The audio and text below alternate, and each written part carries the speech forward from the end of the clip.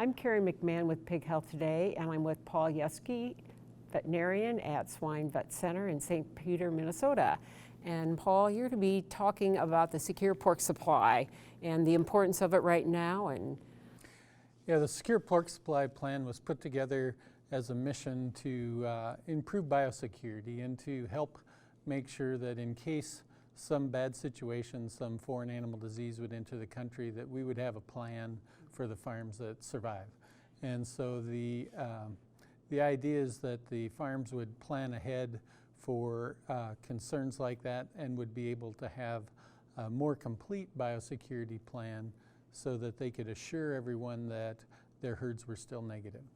And that's become quite important right now. Foreign animal disease has always been a concern, and there's a lot of different diseases to be concerned, but ASF has certainly got everyone's attention. Including your customers?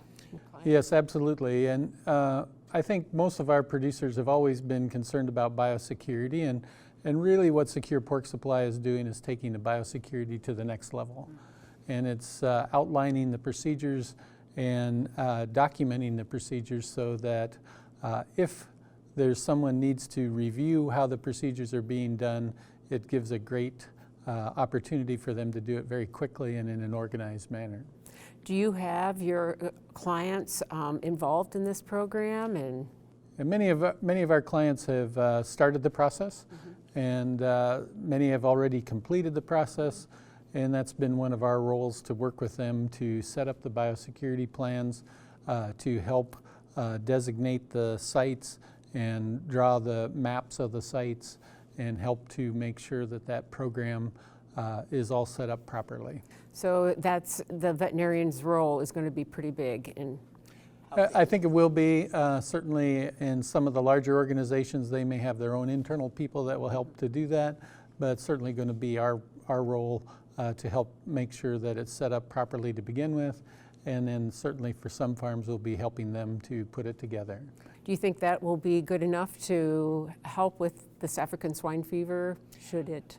Yeah, I think it's the purpose is to be able to continue business if something bad happens. And so the purpose is to have all that documentations in place so that if we do need to move pigs, and our industry is built on moving pigs, and so if we do need to move pigs, we can assure people that we know the status of those pigs, we have a good biosecurity program, and that we can have good biocontainment.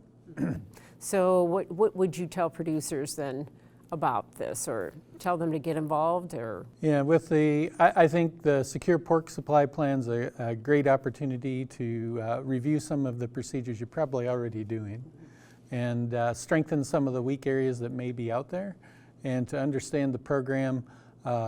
The veterinarian's role will be to help get those set up. The veterinarian's role will be also to help to validate those. And so some of the states are having, for the state officials, are asking that the veterinarian validate that the procedures have been set up properly and that they're complete.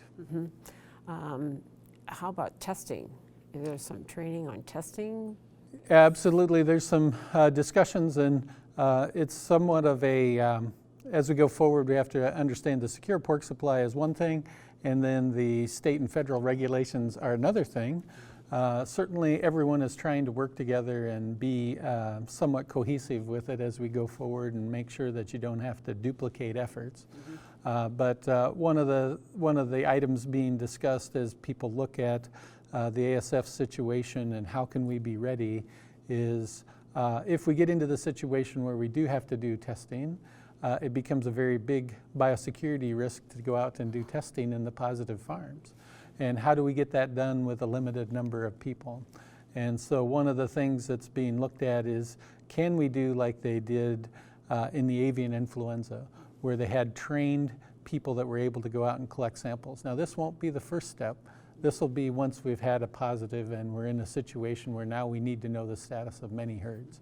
And so the first step will still certainly be done by the state and federal officials to understand that we do have a problem, and then going forward then this opportunity to train others to collect samples so that we don't have to put farms at risk biosecurity wise. Sounds good.